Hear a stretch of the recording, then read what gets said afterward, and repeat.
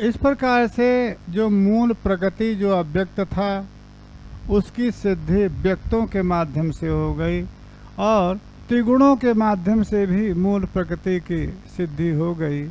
परंतु पुरुष, आपके ने कहा था कि व्यक्त और अव्यक्त और ज्ञान के विज्ञान से ही मोक्ष की सिद्धि आपने कहा था। तो ज्ञान जो पुरुष है उसको कैसे माने? उसमें तो कोई न कोई प्रमाण चाहिए। नहीं चार्वाकादि प्रवृत्त होंगे कि कोई भी पुरुष नहीं, यही शरीर जो है यही पुरुष है, तो उनके लिए भी, उस पुरुष के लिए भी कोई न कोई आपको प्रमाण, कोई न कोई युक्ति देना होगा। देखिए, तो उसी को 17वीं कारिका में पुरुष का की सिद्धि कर रहे हैं कि पुरुष है। संघात परार्थत्वात् त्रिगुणादि विपर्यात अधिष्ठानात् भोक्तिभावात् कैवल्यार्थम प्रवृत्ते से पुरुषो अस्ति। पुरुष मानना पड़ेगा, पुरुष है। क्यों? संघात परार्थत्वात्, जो जड़ पदार्थों का संघात है, समुदाय है, उनका कोई स्वार्थ नहीं है। जो विकृतियां हैं वो विकृतियों का कोई स्वार्थ नहीं है। जो वृक्षों में जो फल लगता है वो फल का उपभोक्ता वृक्ष नहीं है। पृथ्वी में जो भी पदार्थ उत्पन्न हो रहे हैं उनका उपभोक्ता पृथ्वी नहीं है, या जल स्वयं अपना उपभोक्ता नहीं है। तो जो संघात जड़ समुदाय परार्थ हैं, परस्मै अर्थात प्रयोजनम, पर प्रयोजनार्थ है, इसका प्रयोजन दूसरे के लिए है। अतः पुरुषः अस्ति। यस्सर्थाय इमे जड़ पदार्थाः परिरमन्ते यस्मै अर्थाय प्रयोजनात् स अस्ति कश्चित् पुरुष विशेषः। जिसके लिए, जिसके प्रयोजन सिद्धि के लिए इन जड़ पदार्थों का परिणाम होता है वो कोई पुरुष जरूर है। दूसरी बात, द्वितीय हेतु है द्विगुणादि विपर्यात। जो त्रिगुण हैं सत्व रज तम, इनका विपर्य, कहीं न कहीं अभाव माना गया है। तो कहाँ अभाव मानेंगे? तो प्रकृति में तो इनका अभाव मानेंगे नहीं। तो अस्ति कश्चित् पदार्थः यत् त्रिगुणाः न सन्ति।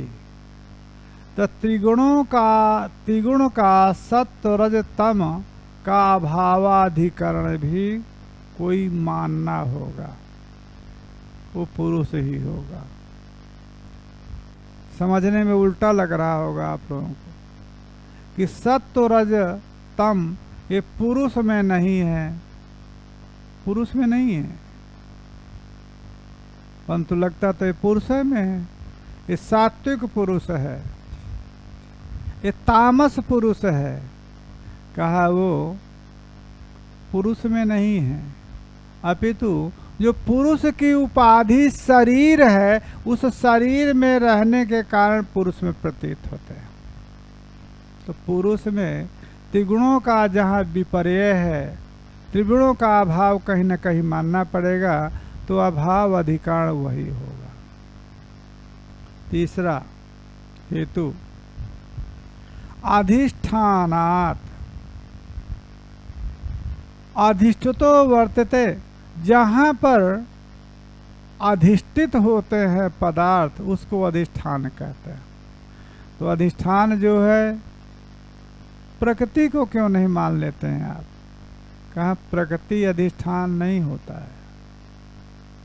अधिष्ठान जब भी कभी होगा तो चेतन होता है। अधिष्ठान और आधार का सामान्य अर्थ में प्रयोग लोक में होता है, परंतु अधिष्ठान भिन्न पदार्थ है, आधार भिन्न पदार्थ है। अभी हम अधिष्ठान की विवेक करेंगे तभी आपको समझ में आएगा। अधिष्ठान की व्याख्या कर रहे हैं सिद्धांत लेशकार अद्वैत सिद्धिकार। भ्रमोपादान अज्ञान विषयत्वम अधिष्ठानत्वम। भ्रमोपादान अज्ञान विषयत्वम अधिष्ठानत्वम।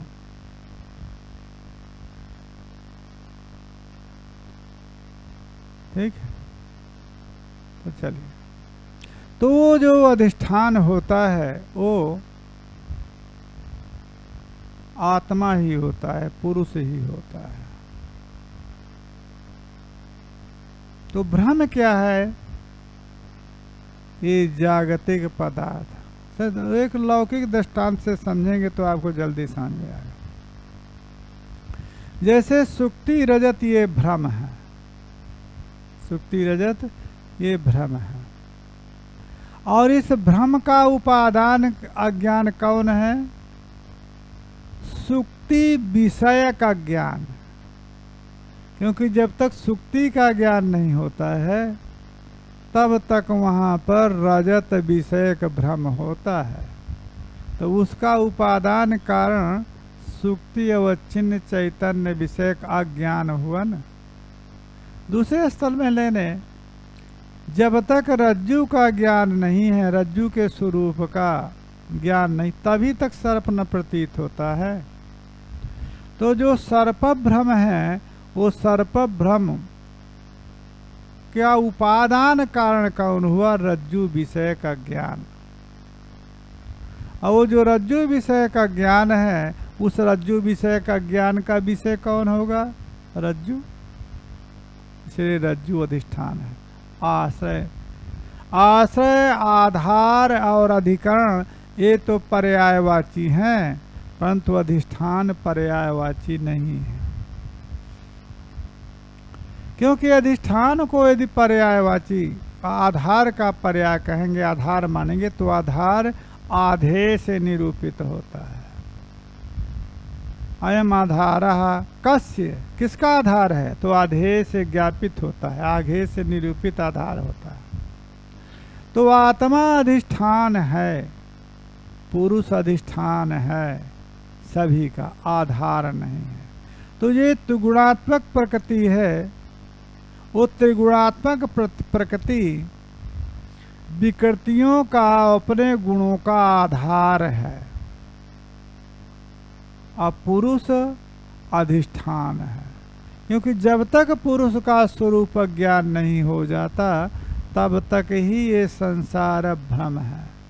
अधिष्ठानात् अर्थात सुख दुख मोह स्वरूपतः जड़ पदार्थों यत अधिष्ठितो वर्तते, जहाँ पर अधिष्ठित होते हैं उसको वही पुरुष है।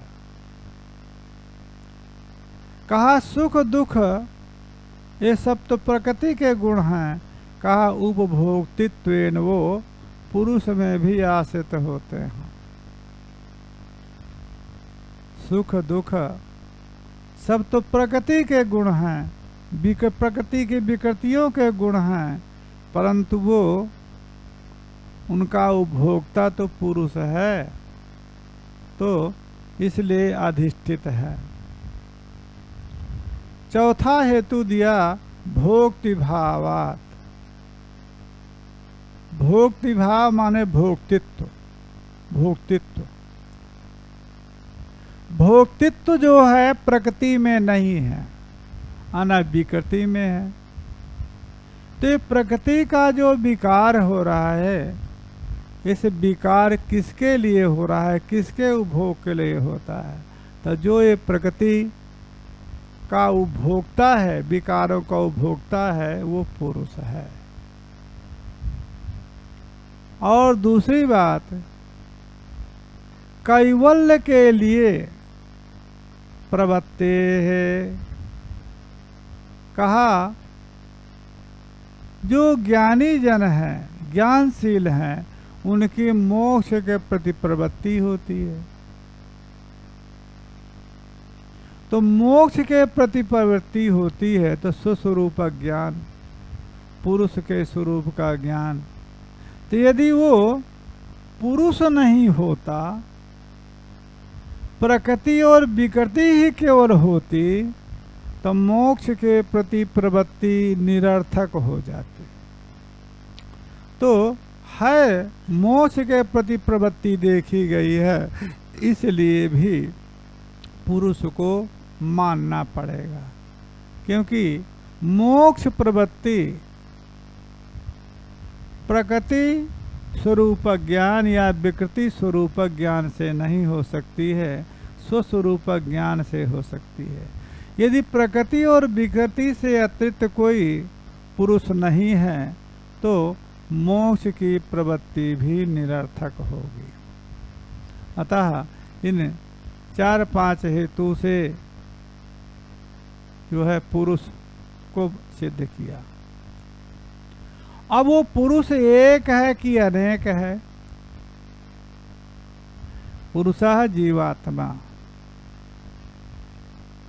तो देखिए यहाँ पर असंगो एवं पुरुषः जो श्रुति वाक्य है, वो असंग उस पुरुष को कहा है उन्होंने जो तुरी चैतन्य है, जो अक्षर से परे जो पुरुषोत्तम चैतन्य है। इनके सिद्धांत में माने जो अद्वैत चैतन्य है, शुद्ध बुद्ध मुक्त स्वभाव जो चैतन्य है, उसको असंग कहा है। अन्य जो अक्षर चैतन्य है, अन्य सिद्धांतों में जो सोपाधिक चैतन्य है, वो असंग नहीं है। परंतु ये पुरुष मात्र को असंग कहते हैं, जीवात्मा असंग नहीं है, क्योंकि उसमें जीवात्मा उपाधि वसात शक्ति का जीवात्मा को भी चेतन रूपेण वो असंग है। जीवात्मा के 2 स्वरूप हैं, एक उपाधि वसात उसका स्वरूप ज्ञापित होता है, ये बालक है, बालक है। ये बालक में बालक क्या चीज है आप बताइए? इसमें एक चेतन है जीवात्मा, वो बालक है क्या? नहीं, शरीर बालक है, युवा है। ये ब्राह्मण है, तो ब्राह्मण क्या है? वो शरीर ब्राह्मण है, जिस कुल में उत्पन्न हुआ है वो शरीर ब्राह्मण है, शरीर क्षत्रिय है, शरीर वैश्य है। परंतु आप कौन है जी? तो अपना नाम बताता है, और कौन क्या है? मैं क्षत्रिय हूँ, मैं वैश्य हूँ, मैं ब्राह्मण हूँ। तो जो पूछने वाले ने क्या पूछा, उत्तर क्या दे रहा है? तो पूछने वाले भी इसी को पूछ रहे हैं। पूछने वाला भी उस चेतन को नहीं पूछ रहा है, क्योंकि उस चेतन का तो व्यापक है, वो परिचय आपका शरीर का परिचय पूछ रहा है कि आपका शरीर कहाँ उत्पन्न हुआ है, ये शरीर क्या करता है। तो 2 स्वरूप हैं, वो भी जीव रूप में, जो उपाधि से उपहित जो है उसको भी जीव रूपता है, और एक चित रूपता है, चैतन्य रूपता है। 2 रूप हैं।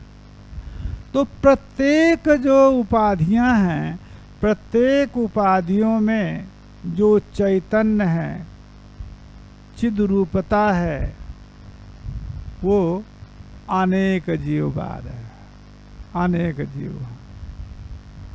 और उसी में किसी किसी के सिद्धांत में, सांकर सिद्धांत में एक जीववाद भी कहा है, वो अलग बात है। तो उनके यहाँ एक जीववाद में बंध मोक्ष व्यवस्था नहीं होती। फिर बंध मोक्ष व्यवस्था ही नहीं होगी तो इस शास्त्र में कौन प्रवृत्त होगा? तब उसका समाधान दिया कि खद्योतवत घनांधकार की निवृत्ति तो सूर्य के प्रकाश से होती है, परंतु उसी घनांधकार में खद्योत जो होता है वो कीड़ा, वो उतने उतने अंश में प्रकाश करता रहता है। संपूर्ण घनांधकार की निवृत्ति नहीं होती है, परंतु जितने देश में उतने देश से तो प्रकाश की, अंधकार की निवृत्ति। इस प्रकार से उसका एक जीववाद में मोक्ष की व्यवस्था किया। ये जो पुरुष है वो पुरुष माने जीवात्मा को लेकर के चल रहा है, जो भोक्ता है, भोक्ता पुरुष कहा है। तो वो भोक्ता एक है कि अनेक है, ये प्रश्न होता है। कहा अनेक है। जनन मरण करणानाम प्रतिनियतात अयुगपत प्रवृत्तिश्च पुरुष बहुत्तम सिद्धम त्रैगुण विपर्याच चैव। यहाँ पर पुरुष बहुत्व के का साधक भी अनेक हेतु हो गए। पुरुष बहुत्वम सिद्धम कुतः जनन मरण करणानाम प्रतिनियतत्वात् एक है। आयुगत प्रवृत्तेश्च अत्रैगुण विपर्यात। पुरुष एक हम नहीं मान सकते हैं, पुरुष अनेक हैं। क्यों? कोई उत्पन्न हो रहा है, कोई मर रहा है। तो मरण कारणता जीव और जनन कारणता, स्थिति कारणता सभी के भिन्न भिन्न है। प्रतिनियत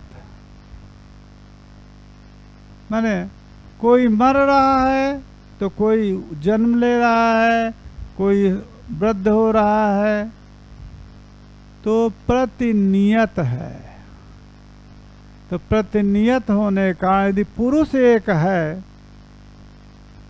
तो यदि एक मर गया ना तो फिर कोई पुरुष नहीं रहेगा, हो गया। यदि एक उत्पन्न हो गया तो सभी उत्पन्न होंगे। तो कोई काल ऐसा होगा कि पुरुष रहेगा और कोई काल ऐसा होगा कि पुरुष नहीं रहेगा। यदि एक ही है तो जितनी आयु पाया उतनी आयु के बाद नष्ट हो गया तो बिना पुरुष विहीन रहेगा। अब वो अकेले रहेगा पुरुष जीव, तो वही खाए, वही कमाए, वही उत्पादन करे, संभव है? आप ये सोच लीजिए कि हमको किसी का आश्रय नहीं लेना है, स्वयं अपने से करना है। तो क्या क्या करिएगा? खेती करिए, फिर खेती से अन्न पैदा करिए, फिर अन्न को अपने से पैदा करिए, फिर कपड़ा, अब कपड़ा से को बनाइए स्वयं। वस्त्र धारण करना हो तो वस्त्र फिर बनाइए। इसलिए कोई एक व्यापार में व्यापारित रहता है अपने कर्तव्य में, और वो अपने कर्तव्य से जो अर्जित द्रव्यादि है उसके द्वारा उपभोग करता है, पराश्रित नहीं, मैं किसी से लेता नहीं। अपितु जो मैं अपनी जीविका से उपार्जित करता हूँ उसी का उपभोग करता हूँ।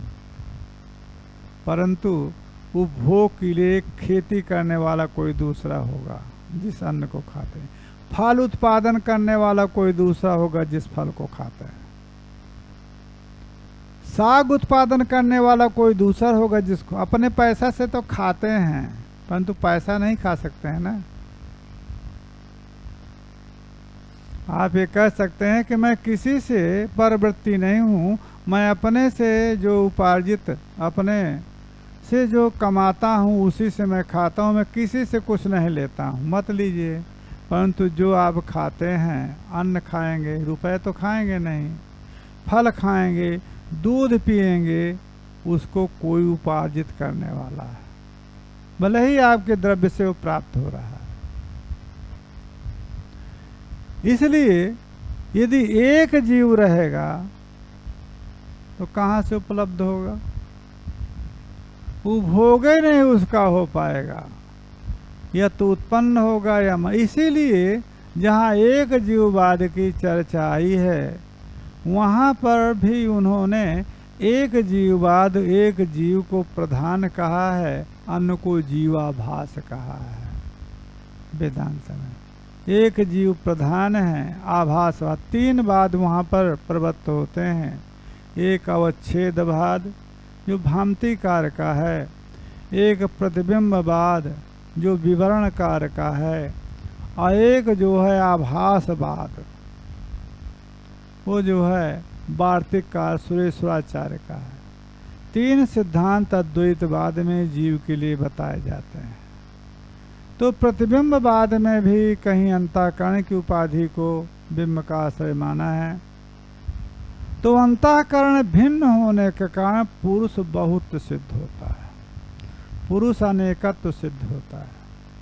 किसी किसी सिद्धांत में अविद्या को उपाधि माना है, तो अविद्या एक है, तो उस पक्ष में प्रतिबिंबवाद पक्ष में भी एक जीववाद सिद्ध होता है। आभासवाद में एक जीव मुख्य है, अन्य जीवाभास है, ये सिद्धांत वहाँ है। तो यहाँ का जो सिद्धांत है प्रकृति उपभोग के लिए है, पुरुष उपभोक्ता है। वहाँ पर थोड़ा भिन्नता इतने अंश में है कि कर्तृत्व भी परमेश्वर का है, भोक्तृत्व जीवात्मा का है, और मानस जो संसार है उसका कर्तृत्व भी जीवात्मा का है, और सकल जगत का कर्तृत्व ईश्वर का है। यहाँ पर इन्होंने महद्रूप में कर्तृत्व भी प्रकृति का माना है। रह गई अभिन्न निमित्तोपादानता की, तो वहाँ पर जो कर्ता और उपादान यदि भिन्न नहीं होते हैं जिस सिद्धांत में, उसको अभिन्न निमित्तोपादान कहा जाता है। तो कर्ता कौन है वेदांत दर्शन में? तो चैतन्य कर्ता है। श्रुति कहती तदैक्षते को हम बहुत श्याम प्रजाए। और उपादान कौन है? तस्माद्वैत स्वादात्मना आकाशा सम्भूता, उपादान भी वही है। तो उपादान कारण और निमित्त कारण दोनों का भेद है, तो अभिन्न निमित्तोपादानता वहाँ पर है। यहाँ पर उपादान कारण कौन है? प्रकृति है। निमित्त कारण कौन है? तो प्रकृति है। यहाँ पर भी अभिन्न निमित्तोपादानता सिद्ध होती है। केवल इतना अंतर है कि यहाँ पर पुरुष केवल भोक्ता मात्र है, और वहाँ पर पुरुष अंतःकरणादि अवच्छेदेन पुरुष भोक्ता है, और वही अविद्या उपहितत्वेन जगत का कर्ता है। तो अनेक जीव मानना इसलिए अपेक्षित है कि प्रतिनियत हैं, जनन मरण कारणों का प्रतिनियत है। दूसरी बात, युगपत प्रवृत्ति नहीं होती है, अयुगपत प्रवृत्ति है। कैसे? कोई इधर जा रहा है, तो कोई जा रहा है, कोई नहीं जा रहा है, कोई इधर जा रहा है, कोई उधर जा रहा है। एक साथ एक ही प्रवृत्ति किसी की नहीं देखी गई है। कोई उपभोग के लिए प्रवृत्त है और कोई निवृत्ति के लिए प्रवृत्त है, तो युगपत प्रवृत्ति नहीं होती है। दूसरी बात, जो यदि पुरुष एक होगा तो त्रैगुण का विपर्य कैसे देखा जाएगा? जो त्रैगुण है उसकी विपर्य कैसे देखा? माने किसी में सत्व की अधिकता है, किसी में रजः की अधिकता है और किसी की तमः का अधिकता है, तो एक में तो नहीं रहेगा ना। यदि एक पुरुष होगा तो त्रिगुण वैपर्य कहीं नहीं देखा जा सकता है ना, क्योंकि किसी में यदि सत्व की अधिकता होगी तो सत्व की अधिकता होगी, तम की अधिकता होगी। तो किसी में जो त्रिगुण है, त्रिगुण से भाव त्रैगुण्य, त्रैगुण का विपर्य है, तो त्रिगुण का वैपर्य तभी माना जा सकता है, अथवा त्रिगुण का विपर्य माने अभाव। जो त्रिगुण है, ये त्रिगुण का अभाव कहाँ पर बोधित होगा? प्रकृति में तो अभाव होगा नहीं, अतः उसका अभाव भी देखा गया है त्रिगुण का। तो त्रिगुण का अभाव जहाँ पर देखना है वो पुरुष होगा। और प्रति जो बहुत्वम कैसे सिद्ध होगा? कहन बहुत्वम इसलिए भी सिद्ध होगा कि जो त्रैगुण है, त्रिगुण का अभाव है, उसका विपर्य तभी देखा जा सकता है यदि पुरुष अनेक होंगे। एक पुरुष होगा तो उसमें त्रैगुण की विपर्यता मन विपरीतता का दर्शन नहीं होगा, इसलिए पुरुष अनेक मानना पड़ेगा। गुरुजी, एक ही पुरुष में देश काल के भेद से हमें गुण का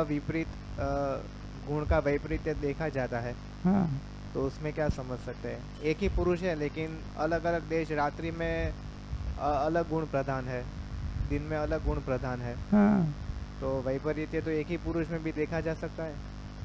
नहीं, वो जो हमने ही बताया था कि किसी गुण का किसी काल में अधिक होता है, बात और पित्त का, उसी प्रकार से सत्य और रज का ये कालक्रमेण जो है परिवर्तन होता है, एक पुरुष में परिवर्तन होता है। परंतु विपर्यता का यहाँ पर तात्पर्य है, परिवर्तन तो होता है, माने वही शरीर में जो है बालकपन में रजोगुण का अधिक है, और वही जो जठरा अवस्था में जो है तो सत्व गुण का अधिक है। तो वो जो है आप वो पुरुष में, एक पुरुष में विपर्यता नहीं हुई ना। विपर्यता का मतलब है एक कालावच्छेदेन जो गुणों का विपर्य है, उस प्रकार से तो हो ही जाएगा।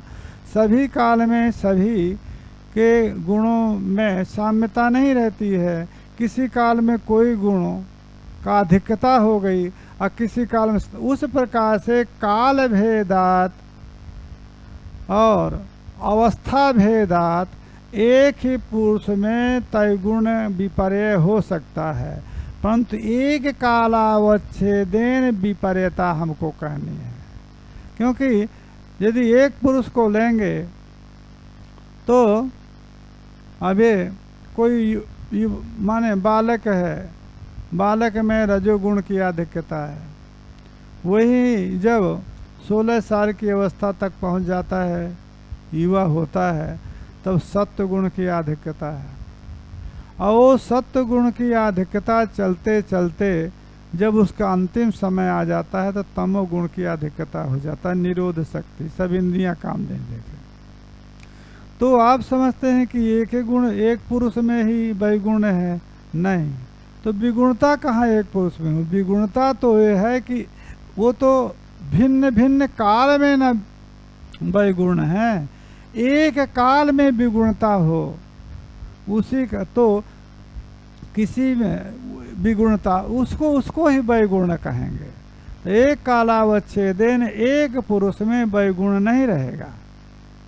उसी काल में किसी में सत्व की अधिकता है और उसी काल में किसी में तम की अधिकता है या रजा की अधिकता है, तब न वैगुण होगा। और कालक्रमेण तो वैगुण हो ही जाता है। तो कालक्रमेण वैगुण जो है का आश्रय पुरुष हो सकता है, परंतु एक कालावच्छेदेन वैगुण हमको कहना है, क्योंकि किसी भी काल में किसी भी आश्रय में समगुणक नहीं होता है। और ये पुरुष में ही नहीं, जहाँ पर ये उत्पन्न होते हैं गुण, वहाँ पर भी विषमता होती है। माने जो मूल प्रकृति है, मूल प्रकृति में तो साम्यावस्था है, परंतु मूल प्रकृति से जो विकृति हुई है, तो विकृति यही अन्न पान आदि न है, अन्न फलादि।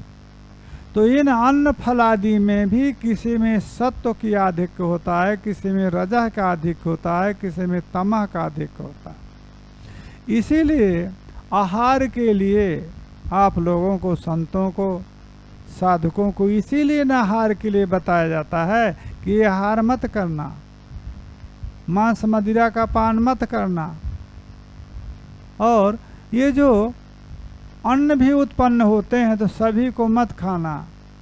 आप लहसुन मत खाना, प्याज मत खाना, सलजम मत खाना। क्यों? अरे उसी भूमि में तो उत्पन्न है जहाँ पर आलू उत्पन्न हो रहा है, मूली उत्पन्न हो रहा है, गाजर वहीं पर तो उत्पन्न है। क्यों? इसलिए कि उसमें तमो गुण का अधिक है, इसलिए तमह गुण की अधिकता है। तो ये समझिए कि यही नहीं, पुरुष तो उसका उपभोक्तित्व नाशय है, परंतु जिससे जायमान है जो भी विकृति है, वहाँ पर सब प्रत्येक विकृति में विषमता रहती है। किसी में तम का अधिक है और किसी में रजह का अधिक है और किसी में सत्व का अधिक है। तो एक काल में अब देख लीजिए, एक काल में प्रकृति में भी है, उसी काल में जिस काल में मूली, आलू और जो आप फल खाते हैं, सब्जी खाते हैं, वो भी है। और उसी काल में प्याज, लहसुन भी है, गलजम भी है। उसी काल में जो मांस है वो भी है, वो के काल में। तो किसी में तम का, किसी में रज का, किसी में सत्व का अधिकता है। तो जो सात्विक भोजन है, जो सत्व की अधिकता है, उसको आहार के लिए कहा जाता है। ये नहीं कि उसी काल में उसमें सत्व की अधिकता है और किसी अन्य काल में उसमें तम की अधिकता, परंतु एक काल में किसी में सत्व की अधिकता है, किसी में तम की अधिकता है। तो विषमता जिस प्रकार से विकृतियों में है, उसी प्रकार से लेना है। किसी पुरुष में सत्वाधिक है और किसी में तमाधिक है। तो जो सत्वाधिक जिसमें होता है, सात्विकता अधिक होता है, उसको समझ लिया जाता है। जब अध्यापन कहते हैं तो एक बार बताया गया, समझ गया, इसमें है। और किसमें सत्व न्यून होता है, कुछ अभिभूत होता है कि वो रज से, तो उसको दो बार समझाना पड़ता है, दूसरी बार समझ जाता है। और जिसमें तम ने पूर्ण आवृत कर दिया है, तो चाहे उसको 10 बार बताइए या 5 बार बताइए, उसको समझ में नहीं आता है। तो कैसे आप पात्र का ज्ञापन कर लेते हैं कि ये सात्विक है? क्योंकि जो सात्विक होता है उसकी मेधा, धारणा शक्ति तीव्र होती है। तो ये मेधावी है, मेधावी छात्र है। कैसे मेधावी उसको कहते हैं? ग्रहण शक्ति है ना, वो सही है उसकी। तो वो जैसे कंप्यूटर में कोई विकृति आ जाती है, तो जो आप उसमें टाइप करते हैं, लोड करते हैं, वो उड़ जाता है, या लोड नहीं होता है, अपलोड नहीं होता है। तो वो जो अपलोड होता है वही तो धारणा शक्ति है, जो हम कहते जाते हैं यहाँ पर जो अपलोड होता है यहाँ पर होता है या यहाँ पर होता है हमको मालूम नहीं, अपलोड होता है। यहाँ पर होता हो कि यहाँ पर होता हो, तो जो अपलोड होता है वो मेधा शक्ति, वो मेधा शक्ति सात्विकता का कार्य है, सात्विक गुणों का कार्य है। तो जब सात्विकता नहीं रहती है तो मेधा शक्ति नहीं रहती है। मूर्ख हृदय न चेत जो गुरु मिले बेल सम। पढ़ाते पढ़ाते वो थक जाएगा परंतु समझ में नहीं आएगा। और जो मेधावी होता है वो मेधावी को एक बार में समझ में आ जाता है।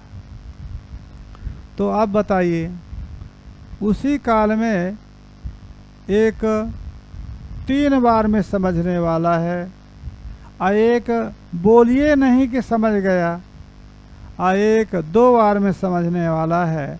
अब आचार्य को क्या करना चाहिए? तीनों छात्र सामने बैठे हैं। अब आचार्य को समझाना है तो एक मेधावी है और एक उससे न्यून है और एक उससे भी न्यून है। तो आचार्य को क्या करना चाहिए? यदि उस मेधावी को लेकर के चलता है तो आधी बात बताइए, आधी अपने आप वो समझ गए। आगे चलिए गुरु जी, आगे चलिए। तो दोनों क्या रह जाएंगे? नील बटे नील हो जाएंगे। तो ऐसे भी छात्र हम लोगों को प्राप्त होते हैं। एक लड़का था दक्षिण का, वो अद्वैत सिद्धि, चित सुखी, खंडन या अन्य जितने भी ग्रंथ हैं वो संपूर्ण ग्रंथों को हमसे पढ़ा, परंतु अकेले पढ़ा। कैसे पढ़ा, कैसे हो जाते थे? तो हम ऐसे नहीं पढ़ाते थे। हाँ बोलो, बोला उसने, इससे क्या समझे? उसी से पूछ क्या समझ, माने वो पढ़ा नहीं है ग्रंथ को, वो पढ़ा, पढ़ने के बाद उनसे पूछा क्या समझे इसको? गुरु जी ये समझे, ठीक समझो, आगे बढ़ो। इससे क्या समझा? ये नहीं, ये नहीं है, इसका तात्पर्य है। तो वो स्वयं जो है उसको पढ़ता जाता था, जहाँ गुरु जी इस पंक्ति का तात्पर्य क्या है। तब इतने ग्रंथों को 2-3 साल में जितने भी ग्रंथ हैं सभी ग्रंथों का अध्ययन किया, परंतु उसके साथ दूसरा छात्र नहीं। दूसरा साथ कुछ बैठा क्या करेगा बैठ करके? अब एक एक दिन में माने 3 घंटा का पाठ कहीं नहीं होता है, अधिकतम 1 घंटा, 1.25 घंटा। उस 1 घंटा 1.25 घंटा में 25-25, 30-30 पृष्ठ अद्वैत सिद्धि, खंडन, चित्सुखी जैसे ग्रंथों को पढ़ता था। क्यों पढ़ा? नहीं ऐसे समझे, नहीं समझे तो हम बोल देते हैं। परंतु उसके साथ यदि कोई छात्र बैठना चाहता था तो नहीं बैठ सकता था। इसलिए जब हम अध्यापन कार्य करते हैं, हमारी तो धारणा यही है, अन्य लोग जैसा करते हों, हम जो सबसे मंद होता है उसके तरफ देखते हैं। और जब पूछना होता कि समझ में आया कि नहीं आया तो उसी से पूछते हैं, तुम बताओ। क्यों उससे नहीं पूछते हैं? मेधावी से। मेधावी तो समझ गया है, जब उसको अवसर मिलेगा तो और कुछ वो पूछना चाहेगा। पंक्ति का आशय समझ गया है, पूछना चाहेगा तो और कुछ पूछना चाहेगा, तो उसको अवसर मिलेगा तब पूछेगा गुरु जी ऐसे से ऐसा, उसको बता देंगे। परंतु ग्रंथ की पंक्ति का आशय उसी को मंद को लेकर के चलना पड़ता है, तभी वो तीनों लोग शास्त्र को समझ पाते हैं। 3 का मतलब है 3 प्रकार की कैटेगरी। 10 भी छात्र हो सकते हैं, 20 भी छात्र हो सकते हैं, परंतु जो अत्यंत मेधावी है 2-4 दिन के बाद भी ज्ञात हो जाता है। हम लोग तो पहले से पढ़ा रहे हैं कि मेधावी, इसकी धारणा शक्ति तीव्र है। तो धारणा शक्ति वाले को लेकर के चलें तो फिर ग्रंथ का अध्यापन वो 2-4 दिन के बाद आने भी नहीं लगेंगे, आने ही नहीं लगेंगे। पीछे बैठ करके अपना भले ही डर के मारे आँख खोले रहें, क्योंकि आँख मुदेगी तो डांट पड़ेगी, परंतु वो डर के मारे आँख तो जरूर खोले हैं, परंतु कुछ समझ नहीं पाए, क्योंकि जानते हैं कि वो समझ गए हमको और वो दूसरे को समझाएगा नहीं। इसलिए एक कालावच्छेदेन त्रिगुणता का वैषम्य त्रैगुण का रहता है, तो यदि एक ही पुरुष होगा तो एक कालावच्छेदेन त्रैगुण नहीं हो सकता है। तस्मात् विपर्यात् सिद्धम साक्षित्वम मत्स्य पुरुषस्य कैवल्यम माध्यस्थम दृष्टित्वम आकर्तिभावस्य यस्मात् विपर्यासात् अस्य पुरुषस्य साक्षित्वम कैवल्यम। तस्मात् च से यस्मात् से अन्वय करेंगे, क्योंकि जो त्रिगुण वैपर्यात आदि से जो पुरुष की सिद्धि हुई है, तस्मात् विपर्यात, जब त्रिगुण का अभाव हुआ, जब बद्ध जो है त्रिगुण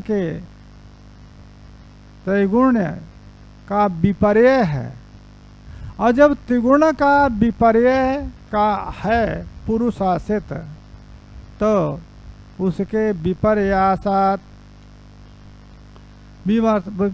तस्मात् त्रिगुणम अविवेकी इत्यादि कारिकोक्त जो धर्म है उनके विपरीत, त्रिगुणम अविवेकी, उनसे विवेक से विपर्यात, उनसे विवेक से अविवेकी, विपरीतात विवेकी।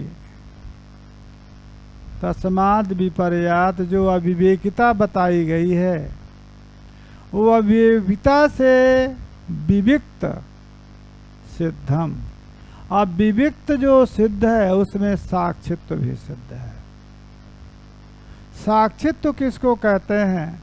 साक्षात दृष्टि संज्ञायाम, व्याकरण का शास्त्र है। जो साक्षात दृष्टा है, जो उसको साक्षी कहते हैं। सकल वस्तु का जो प्रकाशक है उसको साक्षी कहते हैं।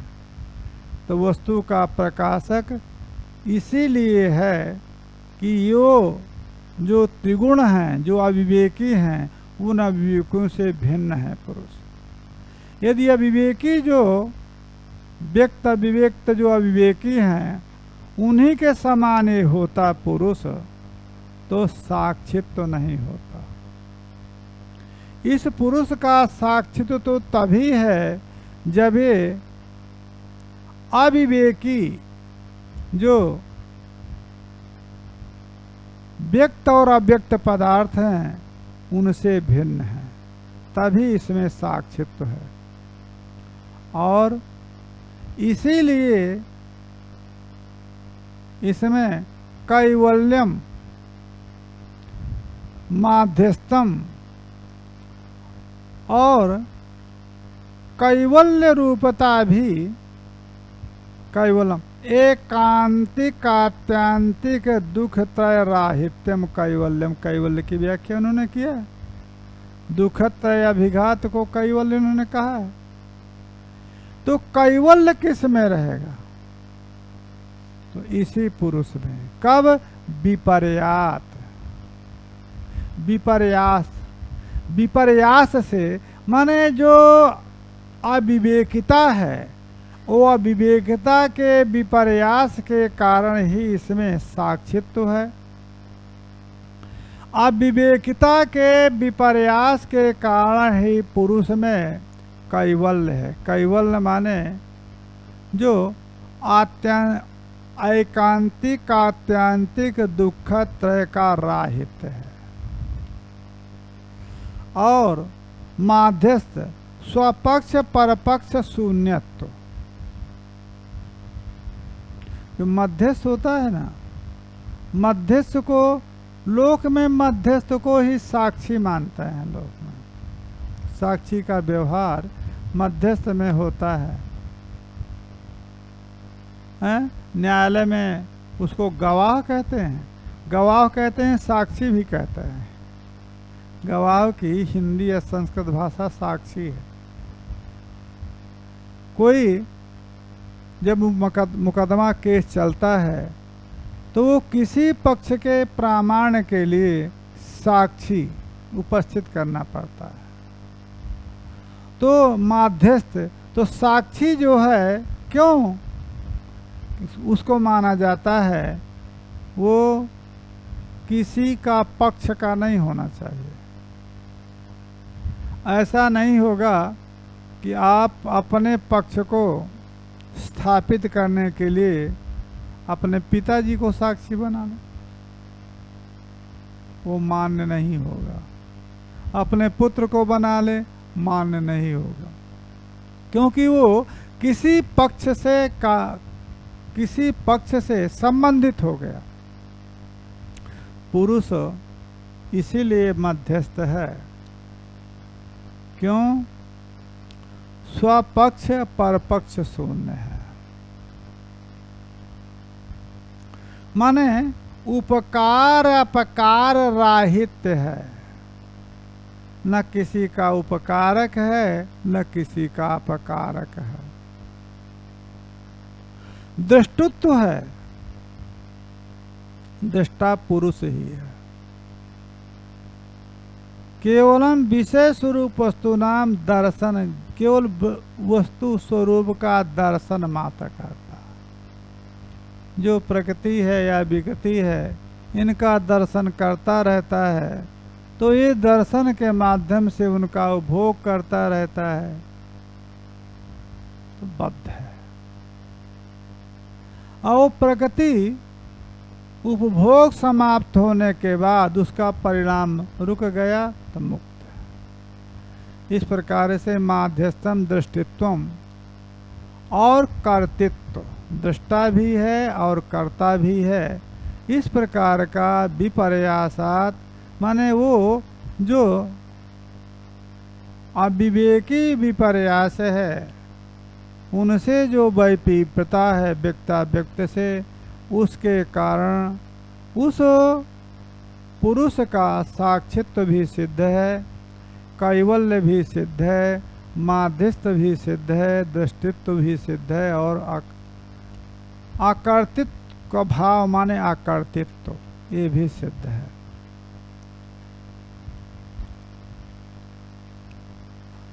तस्मात् तद संयोगात् अचेतनम चेतनतावद लिंगम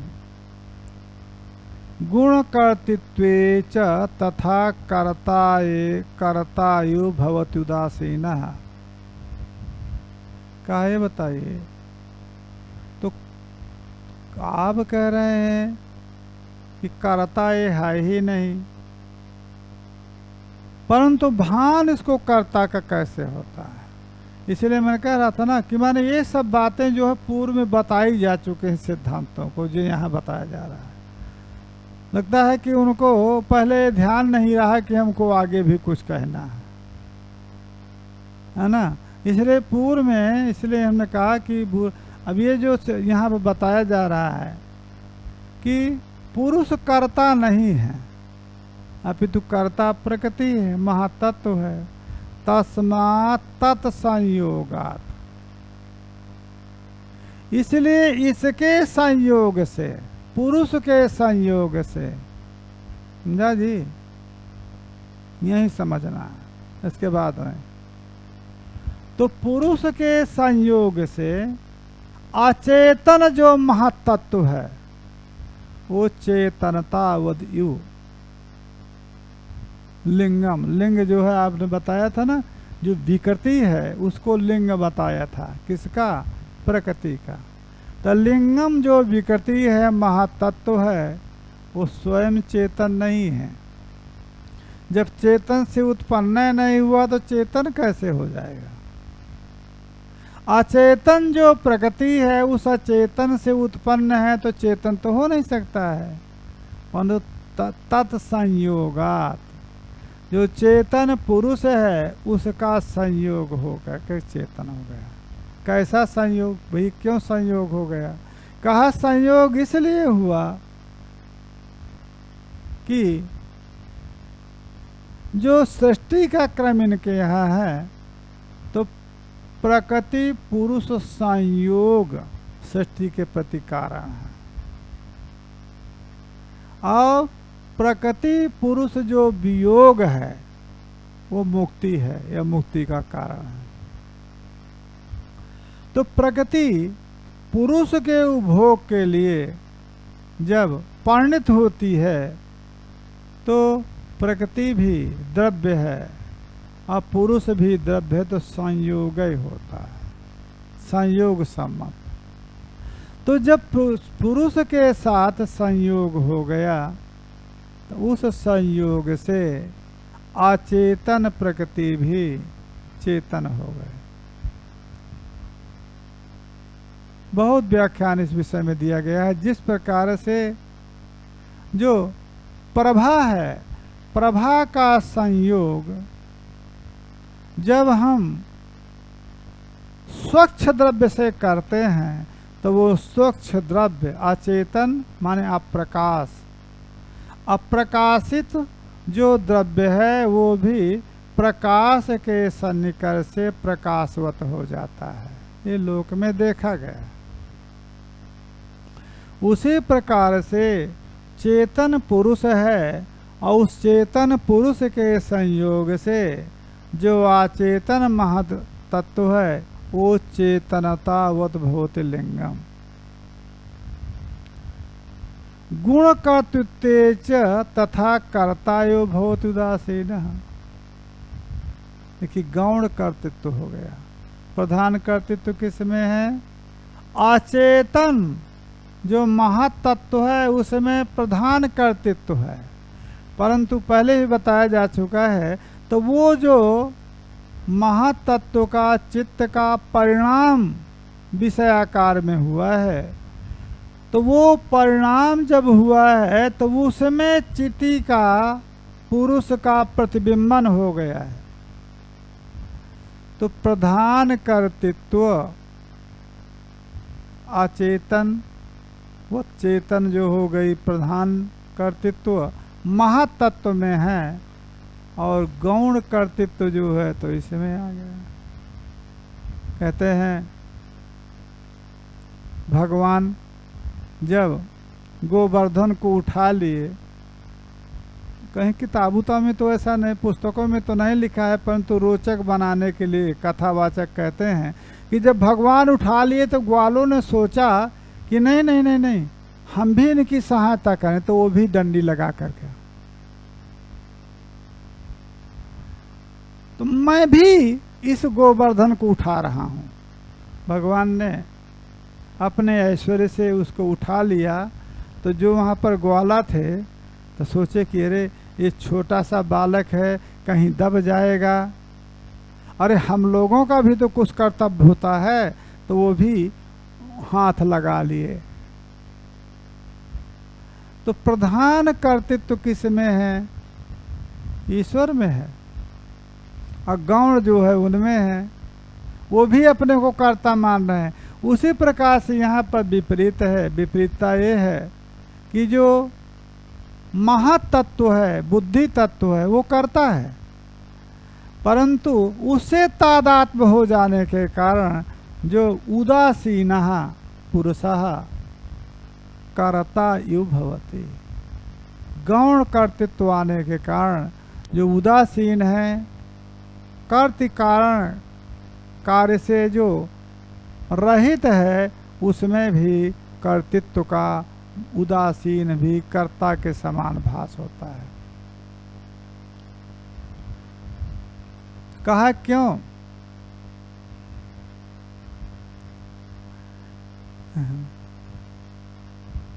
हाँ, कुछ अवसर परस्पर भी होते रहना चाहिए। पुरुषस्य दर्शनार्थम कैवल्यार्थम तथा प्रधानस्य पांगुबंधवद उभयोरपि संयोगः तत्कृता सर्गः। कहा एक पंगु है, एक अंध है, तो पंगु और अंध को यदि यात्रा करना है तो क्या करेंगे वो? तो वो जो पंगु है वो पंगु को अंधा अपने कंधों में चढ़ा लेगा। जब अंधा कंधों में चढ़ा लेगा तो वो मार्ग बताता जाएगा और जो अंधा है उसको लेकर के चलेगा। उसी प्रकार से पुरुष के दर्शन के लिए, दर्शन माने भोग, और पुरुष के कैवल्य के लिए प्रधानस्य, प्रधान पुरुषस्य प्रधानस्य, पुरुषस्य प्रधानस्य कैवल्यार्थम तथा पंगवदुभयो संयोगा। पुरुष का और प्रधान मूल प्रकृति का संयोग कैसे हुआ? दर्शन के लिए, मानव भोग के लिए और कैवल्य के लिए। तो पंगु अंधवद उभयोरपि, पंगु और अंध के समान दोनों का संयोग होता है, और जब दोनों का संयोग होता है तब सर्ग होता है। पंगु अंध को भी आप देख लीजिए, लंगड़ा है वो भी नहीं जा पा रहा है, मार्ग पार करना है उसको जाना है, और अंधा है वो भी बैठा हुआ है। हा? जाना है कोस दो कोस, उस प्रकार के वाहन आदि की व्यवस्था नहीं है जहाँ, तो जाना है तो अंधा जा सकेगा? नहीं जा सकेगा। और लंगड़ा जा सकेगा? नहीं जा सके। और दोनों को संयोग हो गया तो दोनों जा सकेंगे। उसी प्रकार से जो पुरुष है वो पुरुष निर्लेप है, उसमें न रज गुण है, न तम गुण है, न क्रियात्मकता है, और जो प्रकृति है उसमें चेतनता नहीं, सब है, चेतनता नहीं है। तो जब दोनों का संयोग होता है तब प्रवृत्ति होती है। एक बार एक राजा ने अपने मंत्री से कहा कि जो सबसे बड़ा मूर्ख हो उस मूर्ख को ले आइएगा। अब सारे आदेश हो गया, फिर उसमें तो कुछ नानुनचा नहीं कर सकते थे। राजतंत्र का, प्रजातंत्र में भाई जाकर के मुकदमा लड़िए, कोई गवाह करिए, किसी और दूसरे के यहाँ जाइए, ये है प्रजातंत्र में। कोई कितना बड़ा अपराध भी यदि आपके यहाँ कोई सिद्ध कर दे तो उसके लिए आपकी बात सुनी जाएगी, मुकदमा चलेगा। और जो राजतंत्र है, जो कुछ कह दिया कह दिया, कल जो है तो आप सबसे बड़ा मूर्ख लेकर के आइएगा। मंत्री से कहा, नहीं तो आप समझ लीजिए, समझ लीजिए मंत्री पद से हटाना ही नहीं होता था, सीधे कत्लेआम कर देते थे लोग। अब चलिए, अब वो मूर्खों को खोजने चला। तो मूर्ख तो मैं है, उसको ये था कि उससे बढ़ कर के कोई मूर्ख ना हो। तो जाता है तो देखता क्या है, ढूंढते ढूंढते जंगल के तरफ चला गया। तो घनघोर जंगल में 3 व्यक्तियों को देखता है। एक दिगंबर था, नंग धड़ंग, कोई कपड़ा उपड़ा नहीं था। एक अंधा था जो लंगड़े को लाद करके और चल रहा था। ये जो दृष्टांत है इसलिए बता रहा हूं। अब देखिए, वो तीनों ज्ञानी थे, अंधा, लंगड़ा, वो तीनों परम ज्ञानी थे। तो वो जब मंत्री उसके यहाँ पहुंचता है तो जानते हो क्या कहते हैं? अंधा कहता है कि बदमाश आ गए, दस्यु आ गए। वो तो लंगड़ा कहता है, कैसे तुम जाए, दस्यु आ गए? कहा, धूल उड़ रही है, घोड़ों की टाप से उठी हुई धूल उड़ रही है, इसलिए दस्यु आ गए। अब देख रहा है तो लंगड़ा कहता है कि चलो हम भागेंगे, हमको छोड़ो, हम भागेंगे। मर गए। तो जो नंग धड़ंग था तो वो कह रहा हम तो लुट गए।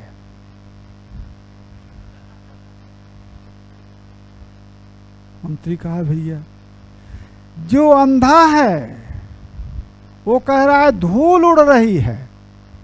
जो लंगड़ा है कहता है हम भागेंगे, और जिसके कपड़ा भी पहनने के लिए नहीं है वो कह रहा है हम लुट गए। अब इनसे बढ़ कर के मूर्ख अब हमको मिलेगा नहीं। तो तीन में से हम किसको लेकर के जाएं, है ना। तो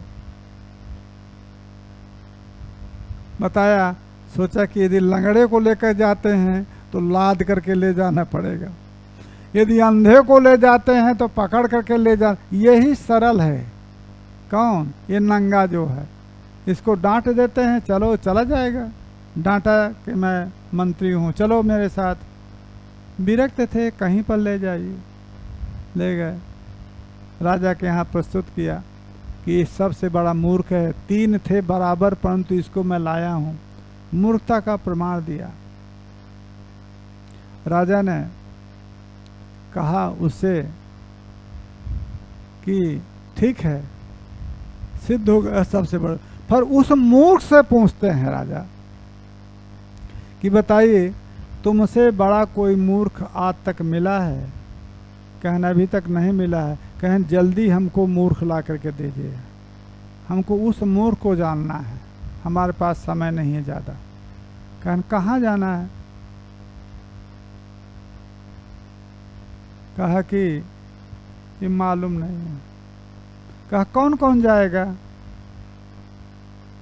कहा ये भी मालूम नहीं है। किस समय पर जाना है? कहा उस समय भी मालूम नहीं है। कहता है मिल गया। राजा ने कहा क्या? कहा हमसे बड़ा मूर्ख मिल गया। कहन क्यों?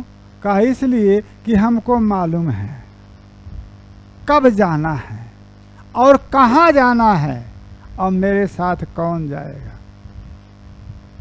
मेरे साथ जो मेरा कर्म है वही जाएगा, और हम जानते हैं कि हमको कहाँ जाना है।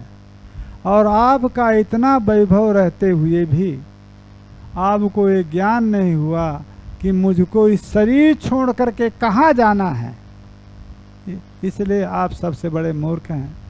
तो पंगु अंध का दृष्टांत जो था उसी के लिए कहा था।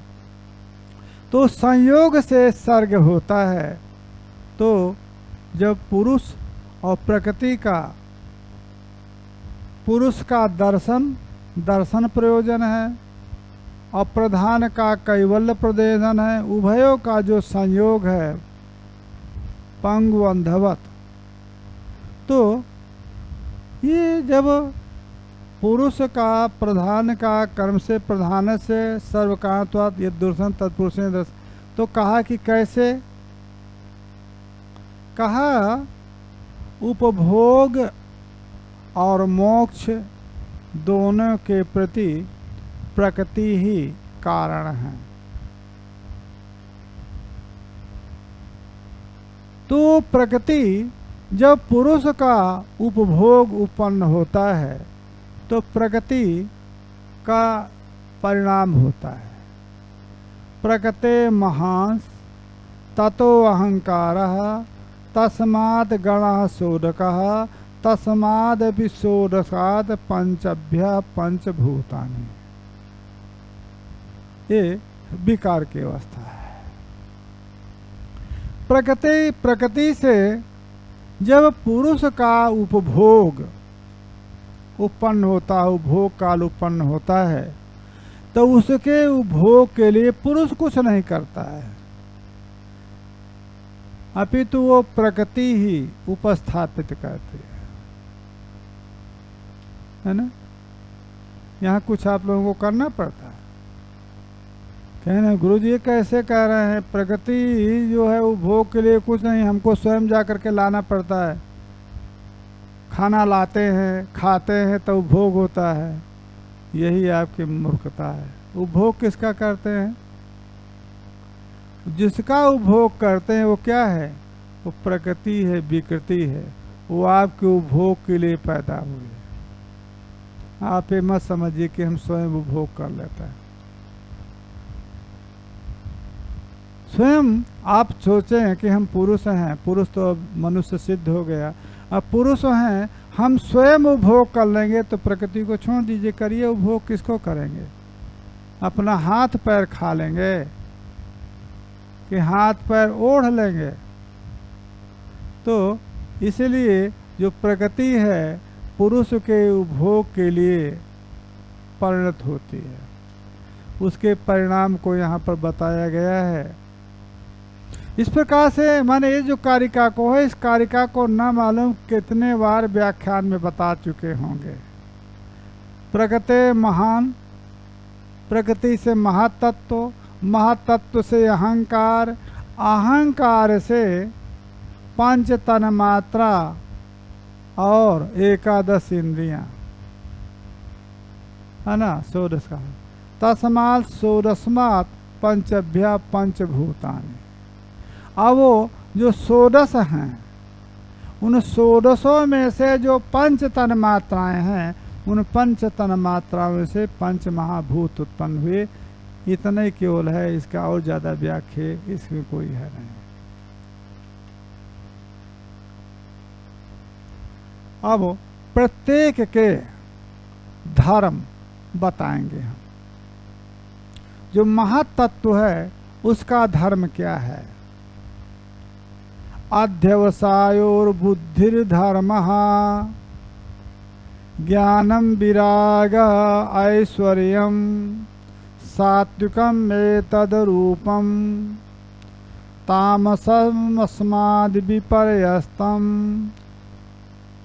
जो महातत्व है उसी को बुद्धि तत्व कहा गया है। अध्यवसाय बुद्धि ही, अध्यवसाय पहले भी अध्यवसाय की व्याख्या कर चुके हैं। अध्यवसाय जो है वो बुद्धि है, ज्ञान है। वो अध्यवसाय जो बुद्धि है उसके धर्म कौन कौन है? ज्ञानम विरागः ऐश्वर्यम। क्योंकि जो सात्विक हैं, जो सात्विक धर्म है वो महातत्व के धर्म है। सात्विकम एतत्। बुद्धि के जो महातत्व है उसके सात्विक धर्म कौन कौन है? ज्ञान विराग ऐश्वर्य एतद्रूपम। और इससे विपरीत जो हैं, तामसम अस्मात् विपर्यस्तम, इससे भिन्न जो अज्ञान है, अविराग है, माने अनुरक्ति है, अनैश्वर्य है, ये विपरीत होंगे।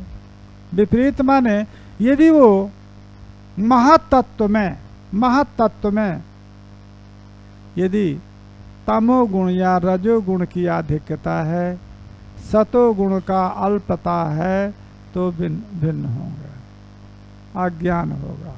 इसलिए जो बुद्धि तत्व है, महातत्व है, उसको सात्विक गुणों से युक्त रखिए, सत्व प्रधान। तो इसलिए खान पान के लिए व्यवस्था दी गई है, क्योंकि जैसा अन्न खाएंगे वैसी ही बुद्धि, वैसी ही मज्जा, वैसा ही मन बनेगा। तो तामस अन्न यदि आप खाएंगे तो तमो प्रधान आपकी बुद्धि होगी। तो तमो प्रधान बुद्धि का फल क्या होगा? अज्ञानम, है ना। कितना बतावें गुरुजी, समझ में नहीं आएगा। और कितना आप स्वामी जी के संग में रहें, उपदेश उनका सुनते रहें, मंत्र स्वामी जी का या संतों का, आपको विराग नहीं होगा, राग होगा। तो विराग से विपरीत राग होगा, क्योंकि तमा प्रधान यदि आपका महत्त्व है, बुद्धि तत्व है, ऐश्वर्य न होकर के अनैश्वर्य होगा। अतः ये बुद्धि तत्व को, जो महातत्व है, इसको सात्विक बनाने के लिए अपने आहार आदि में जो है आपको व्यवस्था रखनी है ना। अब धर्म का निरूपण अलग से इन्होंने, वैराग्य का विभाग जो है सभी का इन्होंने किया है कि वैराग्य क्या है, वैराग्य का लक्ष्य है, धर्म क्या है, अभ्युदय निःशेषो धर्म प्राप्ति, तो इसी प्रकार से इन्होंने निरूपण करके और विस्तार किया है, जो बहुत सा ग्रंथों में धर्म का स्वरूप, कर्तव्य विचार का स्वरूप, विराग जो विरति है उसको बताया जा चुका है। इसलिए अब हम अगले प्रहर में अहंकार के लक्षण से ग्रंथ को चलेंगे।